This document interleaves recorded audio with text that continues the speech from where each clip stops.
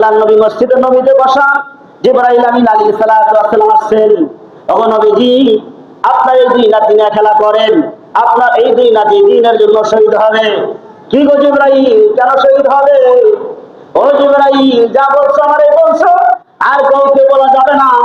আমার কন্যা ফাতেমা যেন না জানে, যদি জানে হোসেন শহীদ হবে, হাসান শহীদ হবে, তাহলে ফাতেমা খানা বন্ধ করে দিবে, কান্না করবে, ফাতেমায় কষ্ট দেওয়া যাবে না। ফাতেমা দেবে জাতুন মিন্নি, ফাতেমা হলো আমার কলিজার টুকরা, ফাতেমাকে কষ্ট দেওয়া যাবে না। জিবরাইল আলাইহিস সালাম একটু অপেক্ষা করেন, একটু অপেক্ষা করেন, কারবালা থেকে মাটি নিয়ে আসি। জিবরাইল আলাইহিস সালাতু ওয়াস সালাম নবীজির কাছে কারবালার মাটি নিয়ে আসলেন।